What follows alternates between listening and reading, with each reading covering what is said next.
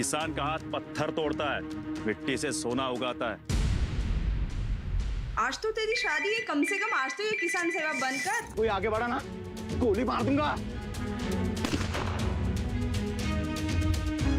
है कोई जो यहाँ इस वक्त इस मंडप में मुझसे शादी करे, 7 फेरे ले और घर बसाए?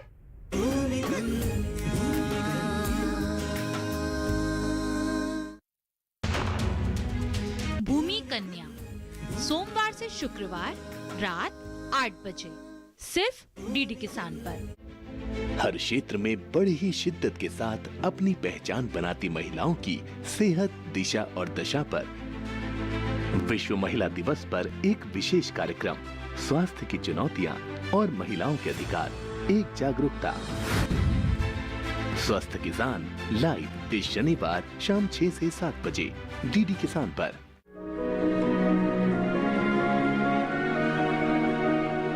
नीम कोटेड यूरिया है वो किसानों के लिए बहुत ही अच्छा है और ये इसकी पूरी तरह से कालाबाजारी रुक चुकी है। पहले जो यूरिया था वो कालाबाजारी होता था, अब नहीं हो पाता है। और ये जो खेत में जहाँ डालते हैं ये भाप बनकर जो उड़ जाता था वो भी नहीं उड़ता है और अच्छा रिजल्ट देता है। और जो छोटे मोटे कीट होते हैं उनकी भी रोकथाम करता है जो नीम कोटेड यूरिया है। इसमें जहाँ प्रधानमंत्री जी ने ये किया है, ये बहुत अच्छा काम किया है यूरिया के क्षेत्र में।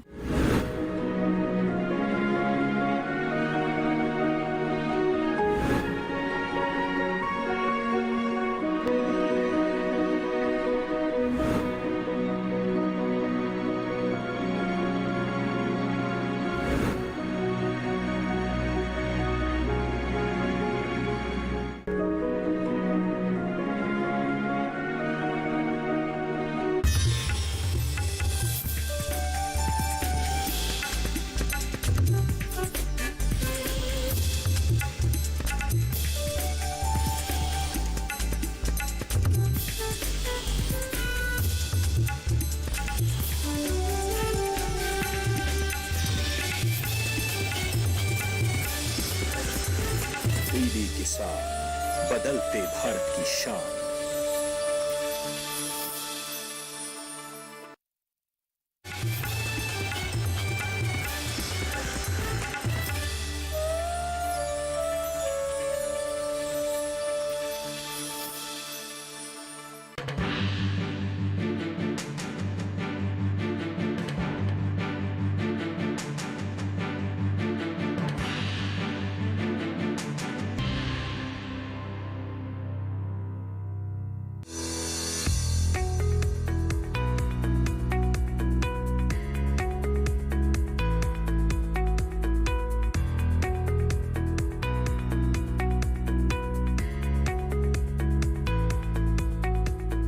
चुनावी गपशप की टीम अब गाजीपुर पहुंच गई। ये बलिदानियों की धरती है, ये शहीदों की धरती है। अब नई सरकार जो बनेगी 10 मार्च के बाद, आप उनसे क्या उम्मीद करते हैं नई सरकार से? यही उम्मीद करते हैं कि छात्रों को रोजगार मिले और जो भी वैकेंसियां खाली हैं उसको भरा जाए।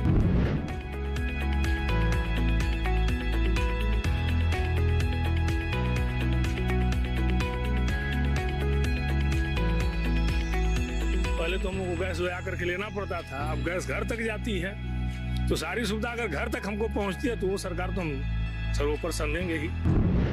सुरक्षा को ध्यान में रख करके और विकास को गुंता बना करके वोट दिया जाएगा। इसमें जाति पात की कोई बात नहीं है।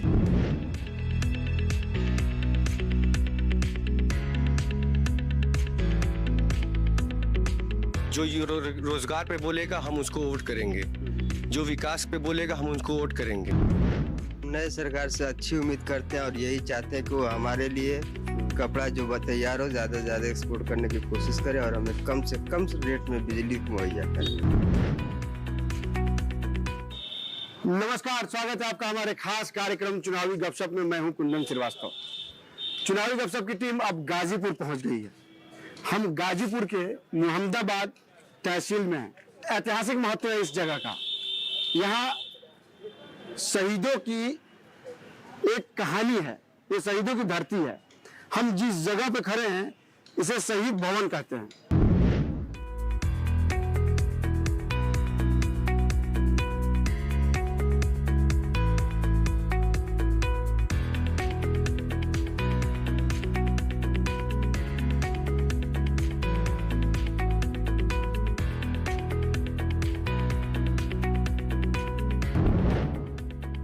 हम अहमदाबाद के शहीद पार्क में हैं। हम यहाँ लोगों से चुनावी गपशप करेंगे।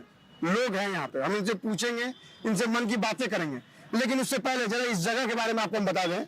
मैं अपने कैमरामैन अरुण से बोलूंगा कि वो इन तस्वीरों को दिखाए, क्योंकि इस चुनाव में हम चुनावी गपशप तो कर ही रहे हैं, साथ ही उस जगह की विशेषताओं के बारे में भी आपको हम बता रहे हैं, उसका ऐतिहासिक महत्व क्या है। आप देखिए, ये शहीद भवन है, मोहम्मदाबाद जनपद गाजीपुर।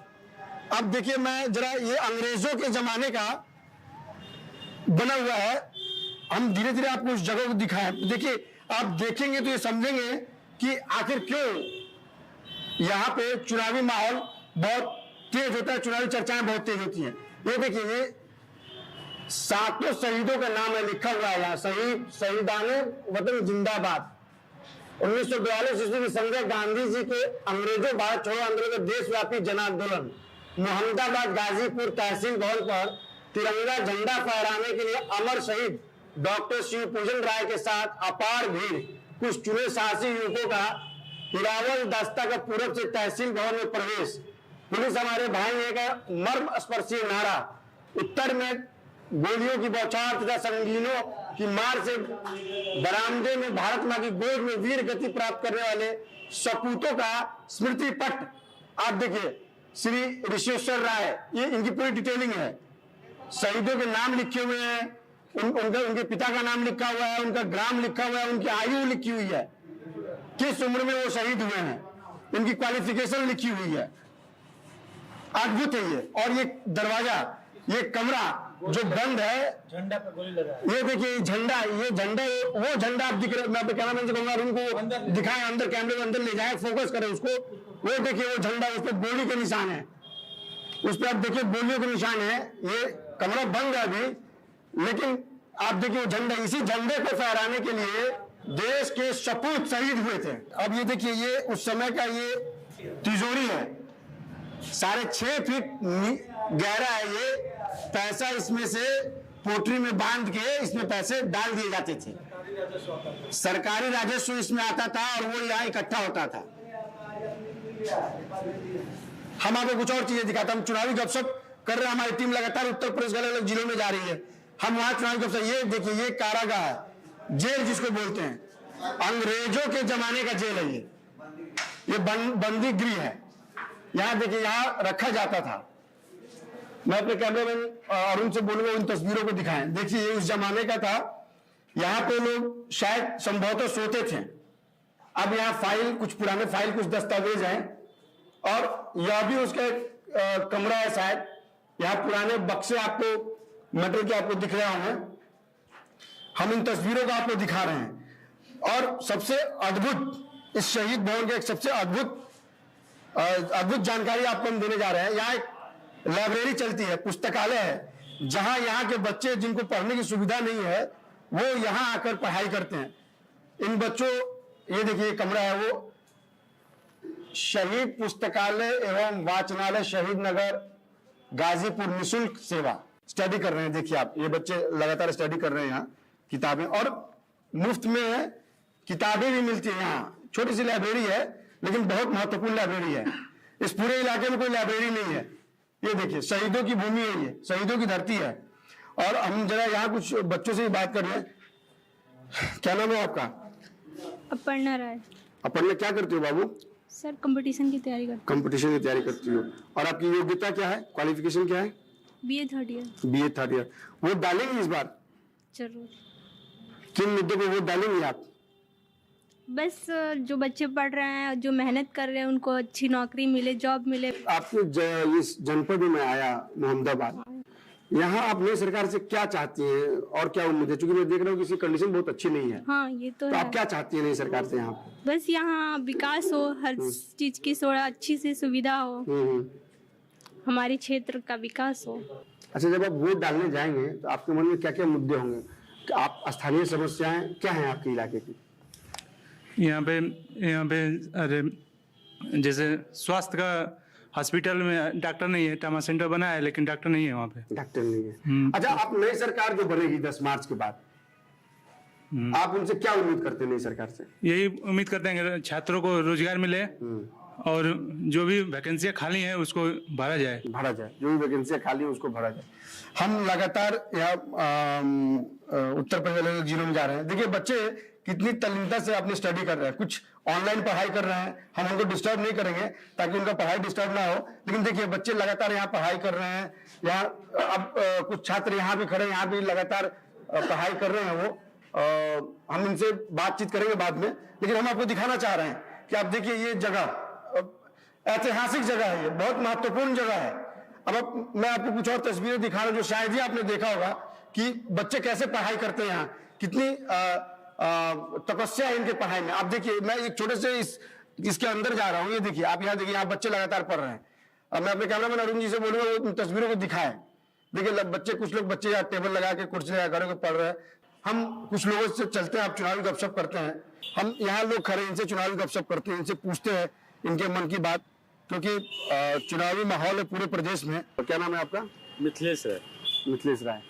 राय साहब, हम आपसे चुनावी गपशप करें उससे पहले जब आप इस जगह गाजीपुर के बारे में, एक तो बागी बलिया है जी, एक गाजीपुर, हाँ, तो क्या विशेषता है गाजीपुर की, क्या ऐतिहासिक महत्व है? देखिए गाजीपुर का तो ऐतिहासिक महत्व बहुत अधिक है। उस पर भी मोहम्मदाबाद जो है ये पूरे भारतवर्ष में इसका इतिहास बहुत, आज तक पूरे भारत में 8 जो लोग थे शहीद कहीं भी नहीं हुए हैं। वो मोहम्मदाबाद की धरती है, पूजन राय की जो धरती है, जहां 8 लोग एक साथ शहीद हुए थे। ये भारत के इतिहास में कहीं ऐसा नहीं हुआ है। तो ये बलिदानियों की धरती है, ये शहीदों की धरती है, ये नौजवानों की धरती है। यहाँ से पूरे भारत में एक संदेश जाता है।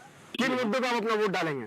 हम तो विकास के मुद्दे पर वोट करेंगे और लोगों से यही करेंगे कि देश हित में, विकास हित में, शिक्षा के हित में आप वोट करिए। सोच समझ के, आपका वोट कीमती है, आप वोट की समझ को समझिए। वो मुद्दे क्या होंगे जिस पर आप अपना वोट डालेंगे? देखिए, पहला मुद्दा मेरा राष्ट्रीय सुरक्षा है, दूसरा मुद्दा रोजगार है, तीसरा जो प्रदेश में जो यहाँ पे जो 4 लेन 6 लेन जो बने हैं, जो सड़कों की जो जाल बिछी है, उससे मैं इस सरकार से बहुत प्रसन्न हूँ। किसान आंदोलन की धरती कही जाती है जी, क्या कहानी है इसकी, क्या इतिहास है? देखिए, स्वामी शाहजानंद सरस्वती की जन्मभूमि है और हमें गर्व है कि हम गाजीपुर जनपद के वासी हैं। स्वामी शाहजानंद सरस्वती जी 1936 में मुंशी प्रेमचंद को लेकर के, जिनके लेखन की दाद आज भी दी जाती है, लखनऊ में जाकर के राजधानी में उन्होंने अखिल भारतीय किसान सभा का गठन किया था और पूरे भारत के किसानों को एकत्रित किया। गांधी जी ने उन्हें उग्र सन्यासी कहा था और कांग्रेस से मोह भंग होने के बाद उन्होंने तत्काल इस्तीफा दे दिया था और बेहटा बिहार में जाकर के आंदोलन किया और पहली बार भारत के गवर्नर जनरल को उनके आगे झुकना पड़ा था एक सन्यासी के सामने, जब उन्होंने किसानों से कहा था कि आप मंडियों में अनाज मत लेके आइए। आप मतदाता हैं, किन मुद्दों पर अपना वोट डालेंगे? देखिए, मुद्दे तो खास करके शिक्षा, सुरक्षा और संसाधनों को लेके ही होगा। जी जी, क्या नाम है आपका? रितेश कुमार राय। रितेश जी, क्या करते हैं आप? हम वकालत करते हैं। अरे वकालत करते हैं, आप वकील साहब हैं। बड़ा स्पेसिफिक सवाल, वो 5 मुद्दे जिन पर आप अपना वोट डालेंगे? शिक्षा, स्वास्थ्य और विकास, यही हम लोगों की मांग है। इस इलाके का विकास हो, स्वास्थ्य, शिक्षा, रोजगार। अच्छा, आपके इस मोहम्मदाबाद इलाके की स्थानीय समस्या क्या है? हमारे यहाँ स्थानीय समस्या, यहाँ पर चिकित्सा की व्यवस्था की नगण्य है। महिला हॉस्पिटल में यहाँ पर 40-50 साल से एक भी डॉक्टर नहीं महिला है। प्रसव के लिए जिला अस्पताल पर जाना पड़ता है, या महिलाओं के बहुत यहाँ पर समस्याएं होती रहती हैं। कोई भी महिला की सुरक्षा और स्वास्थ्य के बारे में ध्यान नहीं देता है। सरकार यहाँ पर महिला डॉक्टरों की नियुक्ति करे, ट्रामा सेंटर बना है उसमें डॉक्टर की व्यवस्था करे, सारे सेंटर हैं और यहाँ पर आवास बने हुए हैं, लेकिन वहाँ लोग नहीं है जो सुविधाएं मिल। चुनावी गपशप की टीम शहीदों की धरती पर है। हम यहाँ लगातार लोग चुनावी गपशप कर रहे हैं, समझने की कोशिश कर रहे हैं, बात कर रहे हैं। जी नमस्कार, क्या नाम है आपका? गोपाल यादव। गोपाल जी, बड़ा सुर्खियों में रहता है गाजीपुर। जी, और शहीदों की धरती पर बिल्कुल 8 लोग शहीद हुए एक साथ, यही पे शहादत के लिए जाना जाता है गाजीपुर जी। तो अभी उस जमाने में शहादत हुई थी 1942 में। जी, जब शहादत एक बहुत बड़ी बात हुआ करती थी जी, और बड़े कम उम्र में लोग शहीद हुए थे, 28 साल, 25 साल, 26 साल, इस तरह के उम्र में लोग शहीद हुए थे। चुनावी सरगर्मी भी बहुत तेज होती है, राजनीतिक दृष्टिकोण से बड़ा महत्वपूर्ण है गाजीपुर जी। बिहार के बॉर्डर से भी बड़ा नजदीक है, लगा हुआ है। बिल्कुल चुनावी चर्चा अहम है यहाँ, और खासकर जब चुनाव की तारीख बहुत नजदीक हो। किन मुद्दों पर आप अपना वोट डालेंगे? देखिए, मुद्दा तो सबसे बड़ा है विकास, युवाओं को रोजगार, और जो संसाधन है जैसे हॉस्पिटल में चिकित्सकों की तैनाती हो। हमारा ट्रामा सेंटर 1 साल से लोकार्पण होकर पड़ा हुआ है, यहाँ न कोई चिकित्सक है न कोई स्टाफ है। इस समय केवल कोविड टीकाकरण के काम में आ रहा है, तो इन संसाधनों को बेहतर बनाया जाए, ये भी रहेगा। ये आपको नई सरकार से उम्मीद है? जी जी, चाहे जिसकी भी सरकार बने 10 मार्च के बाद। बिल्कुल बिल्कुल। मतदान करेंगे? हाँ, इस मतदान करेंगे। पहली बार आप मतदान पहली बार करेंगे। युवा है, जोश में? जी सर, पूरा भरपूर जोश में है। जोश में जी सर। अच्छा, किन मुद्दों पे आप अपना वोट डालेंगे? हमको सर यहाँ का जो बेसिक मुद्दा विकास का है, रोड सही बने, अस्पताल सही बने, शिक्षा सही बने, जो बाढ़ ग्रस्त एरिया यहाँ पर अच्छा व्यवस्था किया जाए, जब बाढ़ आए तो लोग वहाँ से आकर उसमें रह सकें। बाढ़ के लिए बस फिर अपने जगह चले जाएंगे। जी सर। हम उत्तर प्रदेश के अलग अलग जिलों में जा रहे हैं, चुनावी गपशप कर रहे हैं। 7 मार्च को गाजीपुर के इन इलाकों में मतदान है। हम कुछ और जिलों में जाएंगे, वहां करेंगे चुनावी गपशप, लेकिन उससे पहले हमें एक छोटा सा ब्रेक लेना होगा। बारिश का हो अनुमान या हो घटता बढ़ता तापमान, पर्यटन स्थलों पर मौसम की हो चाल, या देश में हो हवा की गुणवत्ता का हाल, मौसम की हर खबर मौसम खबर बिल्कुल नए रूप में हर शाम 7:30 पर सिर्फ दूरदर्शन किसान पर।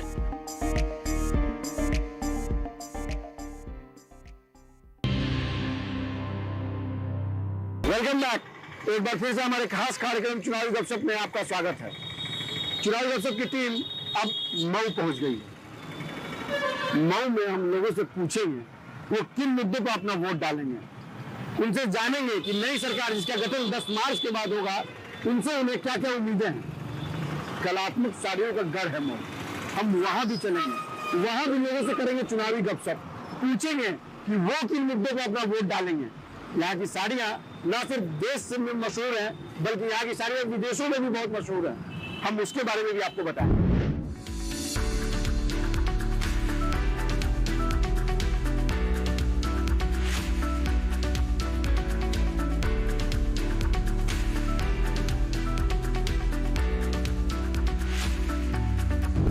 चुनावी गपशप की टीम मऊ के ब्रह्म स्थान में है। हम यहाँ लोगों से बात करेंगे, चर्चा करेंगे। उससे पहले हमें अचानक चुनावी चर्चा के दौरान एक शख्स मिले जो पिछले 10 सालों से ज़्यादा यहाँ चाय बेचते हैं। उनकी चाय बहुत ही मशहूर है। ये उनकी चाय नींबू की चाय है, वो हमें भी पिला रहे हैं, और इसी छोटी सी मोटरसाइकिल से वो घूम घूम के चाय बेचते हैं। हम लोगों से भी बातचीत करेंगे, लेकिन सबसे पहले इनसे ज़रा चुनावी चर्चा कर लें। इनसे पूछें कि वो किन मुद्दों पर अपना वोट डालेंगे। क्या नाम है आपका? आइए, इधर आइए। लक्की प्रसाद। इधर आइए। लक्की प्रसाद जी। लक्की प्रसाद जी, ये आपकी चाय, जरा मैं भी चुस्की ले लूँ, फिर आपसे बात करूँ। चाय की चुस्की लेके बात करता हूँ इनसे। बड़ा स्वादिष्ट चाय है आपकी। कब से चाय बेच रहे हैं आप? लगभग 2005 से। 2005 से, मतलब 16-17 साल से आप चाय बेच रहे हैं? हाँ। और इन्हीं इलाकों में चाय बेचते हैं आप? हाँ, इन्हीं इलाकों में है। इन्हीं इलाकों में चाय बेचते हैं। तो कितनी कमाई हो जाती है आपकी? मतलब वही पूरा खर्चा चल जाता है, बच्चे पढ़ लेते हैं, हमारा खर्चा निकल जाता है। अच्छा, आपका खर्चा निकल जाता है। और महीने का मिनिमम 10,000 कमा लेते हैं। मिनिमम 10,000 रुपये कमा लेते हैं। हाँ। यानी आप जीवन यापन कर रहे हैं अच्छी तरह? हाँ हाँ। अच्छा, चुनाव है, वोटिंग है, मतदान हो रहे हैं हर जगह, आपके जिले में भी मतदान है। किन मुद्दों पे आप अपना वोट डालेंगे? कोई भी सरकार आए और रोजगार की मतलब पूर्ण गारंटी ले तो सही है, तब उनको वोट किया जाएगा। कुछ और लोग हैं, उनसे बात करते हैं। क्या नाम है आपका? जी, मेरा नाम आज़ाद नुमानी है। आज़ाद जी, हम आपसे चुनावी गपशप करें, उससे पहले मऊ के बारे में जरा आपसे जानना चाहते हैं। कलात्मक साड़ियों के लिए बड़ा ही मशहूर है मऊ। विदेशी ने विदेशों में भी साड़ियाँ यहाँ से जाती हैं। बिल्कुल सच है ये। और कलात्मक साड़ियाँ यहाँ जो है बनती हैं जो विदेशों में जाती हैं। आपने जो कहा बिल्कुल सही है। मऊ का महत्व कलात्मक साड़ियों के साथ साथ पौराणिक महत्व भी इसका काफ़ी है। यहाँ पास ही में बंदेवी धाम है जहाँ माता सीता जो हैं ऐसी मान्यता है कि वहाँ प्रवास की थी। और पौराणिक मान्यता और है कि यहाँ से लगे तमसा नदी बहती है। तो ऐसी मान्यता है कि तमसा नदी के किनारे ही वाल्मीकि जी ने रामचरितमानस रामायण की रचना की थी। रामायण की रचना की थी। अब जरा चुनावी चर्चा भी आपसे कर लें। वोटिंग है आपके जिले में, किन मुद्दों पे वोट डाले जा रहे हैं? विकास मेन मुद्दा रहेगा यहाँ। विकास में कि कौन विकास कर सकता है, कौन विकास कर रहा है। तो कौन विकास कर सकता है या कौन नहीं कर सकता है, ये कैसे जज करते हैं आप लोग या कैसे समझते हैं इसको? अब जैसे हम आम जनता तो यही देखेगी कि सड़क बन रही है कि नहीं बन रही है, हैं?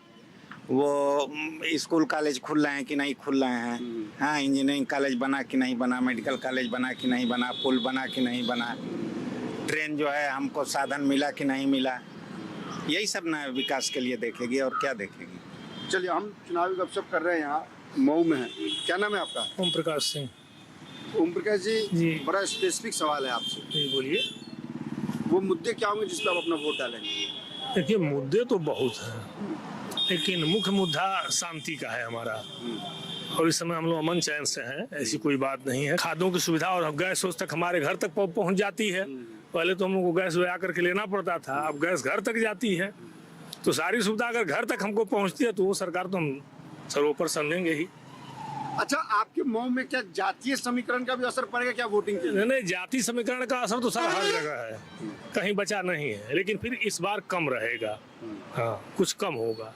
वो मुद्दे क्या होंगे जिस पर आप वोट डालेंगे अपना? देखिए, विकास का मुद्दा है, शांति का मुद्दा है। सुरक्षा को ध्यान में रख करके और विकास को मुद्दा बना करके वोट दिया जाएगा। इसमें जाति पात की कोई बात नहीं है, जात के हिसाब से वोट नहीं होगा। जो भी है सुरक्षा विशेष तौर से सुरक्षा है। अगर हम आपसे पूछे वो 5 मुद्दे जिस पे आप अपना वोट डालेंगे?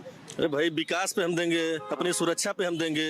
अभी सरकार को आपने देखा कि कोरोना काल से अब तक जो फ्री राशन दे रही है हम उस पे भी देंगे। अब मुख्य चीज यहाँ पे है कि हमारा प्रत्याशी हमारे यहाँ का रहना चाहिए, ना कि कोई गुंडा और बाहरी हो। किन मुद्दों पे आप अपना वोट डालेंगे? हमारा मुख्य मुद्दा रहता है प्रदेश में कानून व्यवस्था सही होनी चाहिए, गुंडागर्दी बंद होनी चाहिए, अराजकता का माहौल जो पैदा किया गया था 2017 से पहले वह समाप्त होना चाहिए, और उसके बाद विकास होना चाहिए। दूसरे मुद्दे में मुख्य रूप से कि विकास होना चाहिए। सुर्खियों में रहता है मऊ। मऊ हमेशा सुर्खियों में रहता है। मऊ जो है बहुत महत्वपूर्ण है। मऊ सुर्खियों में देश की आज़ादी के समय से रहता है। यहाँ हमारे आज़ादी की लड़ाई में कोई पीठ में गोली नहीं खाया है। इस मऊ में यह सीने पे गोली खाने वालों शहीदों की धरती यह मऊ है। नई सरकार का गठन होगा 10 मार्च के बाद। आप नई सरकार से क्या उम्मीदें करते हैं? हमेशा आम जनता जो है सुरक्षा और स्वास्थ्य, शिक्षा, यही 3 चीज चाहती है जी। इसी की आशा है कि वो रखें। अगर आपने कहा शिक्षा की बात, स्वास्थ्य की बात कही आपने, मऊ में शिक्षा और स्वास्थ्य का स्तर क्या है? मऊ शहर में जैसे अभी मेडिकल कॉलेज की बात है, अभी प्रस्ताव आया है, फिर अब आगामी जो सरकार मौजूदा मेडिकल मौजूदा जैसे चला आ रहा है वैसे चला रहा है, लेकिन मेडिकल सुविधाएं बहुत अच्छी हुई हैं। ये महिला हॉस्पिटल और पहले से विकसित हुआ है। आपका सदर हॉस्पिटल भी पहले से जो कल्पना दिया है उसमें और व्यवस्थाएं बढ़ी हैं पहले से। ऑक्सीजन प्लांट नहीं थे, ऑक्सीजन प्लांट भी बढ़े हैं जी।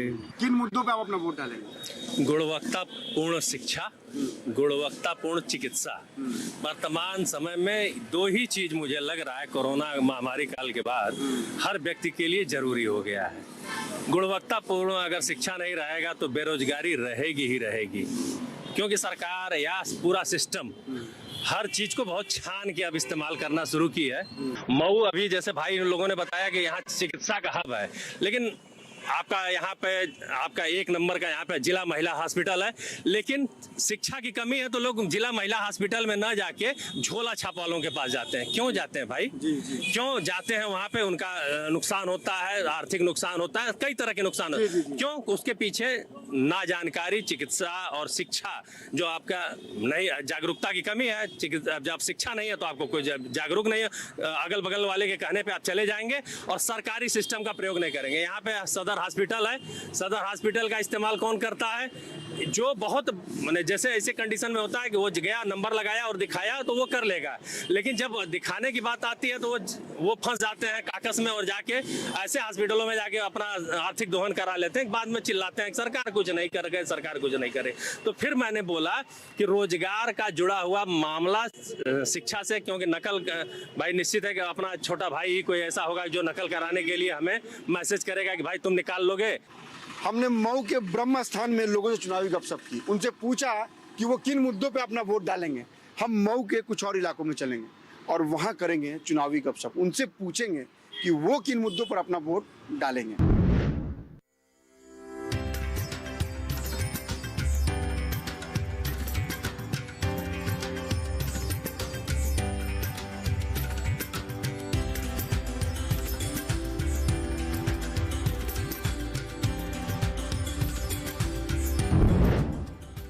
हम मऊ में हैं, हम उस जगह पर हैं जहां साड़ियों का खान है। यहाँ की साड़ियाँ न सिर्फ देश में मशहूर हैं बल्कि विदेशों में भी बेहद मशहूर हैं।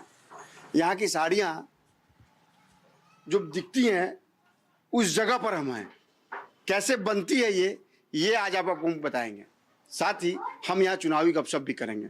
हम लोगों से पूछेंगे कि वो किन मुद्दों पर अपना वोट डालेंगे। मऊ का ये पहाड़पुर इलाका है, यहाँ घर घर में साड़ियाँ बनती हैं।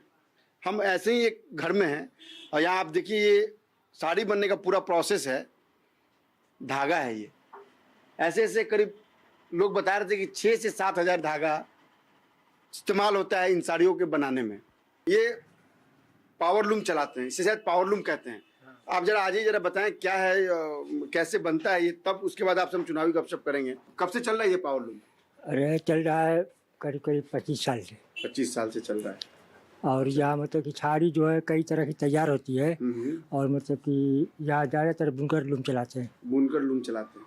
अच्छा, ये साड़ी जो बनती है इस पे जो हम लोग धागे देख रहे हैं, जो एक कपड़े के ऊपर डिजाइन फिर बाद में बनता है, कितनी धागों का इस्तेमाल होता है इसमें? इसमें करीब करीब लगभग 6000 धागे लगते हैं। और ये 6000 मतलब कि धागे पर मतलब कि ये पूरा मेल तैयार किया जाता है और मतलब कि उसमें जो अलग से चुक्का भी लगाया जाता है और ये मुकम्मल साड़ी मतलब कि 7000 की धागे पर तैयार होती है। क्या नाम है आपका? हंजला फरीद नाम है मेरा। फरीद जी, आप युवा हैं जी। बड़ा बेसिक से सवाल है जी कि नई सरकार का गठन होगा 10 मार्च को, किसी की भी सरकार हो सकती है, जनता तय करती है। क्या चाहते हैं नई सरकार से आप? जो हमारे लिए बोलेगा हम उनको वोट करेंगे, जो रोजगार पे बोलेगा हम उसको वोट करेंगे, जो विकास पे बोलेगा हम उनको वोट करेंगे। हमारा यही मेन मोटो है वोट देने का। अच्छा, उत्तर प्रदेश के अलग अलग जिलों में हम लोग जा रहे हैं, हमारी टीम भी जा रही है, हम लोगों से बात कर रहे हैं, रैंडमली लोगों से बात कर रहे हैं। हम भी आपके इस पहाड़पुर इलाके में रैंडमली हैं। जी जी। हमने देखा कि भाई साड़ियाँ यहाँ की खूबी हैं। जी। आप भी बुनकर हैं, बुनकर परिवार से बिलोंग करते हैं। यहाँ की साड़ियाँ क्यों मशहूर हैं? यहाँ ये जो पावर लूम है, पहले हैंड लूम हुआ करता था, अब पावर लूम है। ये बहुत पहले से हो रहा है। जी जी जी। अभी ये सूरत मतलब मान लीजिए 20-25 साल से, लेकिन उससे पहले मऊ भी अपनी जगह स्थान रखा था। एक नंबर साड़ियों का मैनचेस्टर कहा जाता है। मैनचेस्टर, हाँ, ये नेहरू जी ने कह दिया था। यहाँ की साड़ी सिर्फ देश में नहीं बल्कि विदेशों में भी एक्सपोर्ट की जाती है। सारे देश के लोग और विदेश के लोग यहाँ की साड़ी को बहुत ज्यादा पसंद भी करते हैं। वजह क्या है? वजह यहाँ का बुनकर जो है एक एक साड़ी के लिए एक एक सेकंड अपना लगाता है। वहाँ पे एक एक अपनी मेहनत पूरा अपने कहते सर से लेके पांव तक लगा देता है, तब एक साड़ी तैयार होती है। और सिर्फ साड़ी पे उसको 200-300 रुपए मिलते हैं। अगर 12 घंटा लूम चलाएगा तो सिर्फ 200-300, और वो भी 3-4 लोग लग के काम करेंगे तब उतना मिलेगा, पूरा एक परिवार। तो आप समझ सकते हैं कि वो 300 रुपए कमाने के लिए जब पूरा परिवार लगता होगा, वो पूरा परिवार क्या करता होगा उस 300 रुपए के लिए, कितनी मेहनत करता होगा। क्या नाम है आपका? मेरा नाम अशफाक अहमद है। स्पार्क जी, आप भी मुझे लगता है बुनकर हूँ। हाँ, लेकिन आप इसी बिजनेस में लगे हुए हैं जी। कैसी सरकार चाहते हैं हम अपने प्रदेश में, हम और सर- नई सरकार से आपको क्या उम्मीद है? हम नए सरकार से अच्छी उम्मीद करते हैं और यही चाहते हैं कि वो हमारे लिए कपड़ा जो तैयार हो ज्यादा से ज्यादा एक्सपोर्ट करने की कोशिश करे और हमें कम से कम रेट में बिजली मुहैया करे। साड़ी बनाते हैं, ये डिजाइनिंग करते हैं, इनसे बात करते हैं। क्या नाम है आपका? मेरा नाम जकी अहमद है। जकी अहमद जी, हमने वो डिजाइन भी देखा आपके हैंडलूम में जाके, वो पावर लूम में, हमें उसके बारे में कुछ बताया, कैसे फंक्शन करता है वो? देखिए, बेसिकली तो मैं एक लायर हूँ, लेकिन चूंकि बुनकर परिवार से हूँ तो इस बारे में बात कर सकता हूँ आपसे। मऊ की साड़ी थोड़ा यूनिक है इस लिहाज से कि यहाँ डिजाइनिंग और जगहों के हिसाब से बेहतर होती है और कम खर्च में हो सकती है। मऊ की दूसरी खुसूसियत साड़ियों की ये है कि यहाँ की साड़ियाँ सस्ते दरों में बनती हैं और पूरे मुल्क में सप्लाई होती है। चूँकि सस्ती पड़ती है इसलिए ये पूरे मुल्क में सप्लाई होती है और बिकती है। इसे गरीबों का बनारसी साड़ी भी कहा जाता है। जी बिल्कुल, इसी वजह से कि जो साड़ी बनारसी साड़ी 9,000 रुपये की मिलती है वो हमारे मऊ में आके 900 रुपये की हो जाती है। इसलिए डिजाइनिंग सब उनसे बेहतर होती है हमारी, सिर्फ मटेरियल का फ़र्क होता है। मटेरियल के फ़र्क की वजह से हमारी साड़ी सस्ती पड़ती है। अच्छा, जरा आप चुनावी गपशप कर ले, चुनावी माहौल है, किन मुद्दों पर आप अपना वोट डालेंगे? बिल्कुल, बुनकर के लिए तो एक ही मुद्दा है कि उसके लिए जो आसानियां पैदा करे, जो सरकार उसके लिए फ्री बिजली दे और उसके रॉ मटेरियल की व्यवस्था करे, उनको हम वोट करेंगे, ऐसी सरकारों को। हम मऊ के पहाड़पुर इलाके में, हमने यहाँ लोगों से बात की, हमने जानने की कोशिश की कि वो किन मुद्दों पर अपना वोट डालेंगे।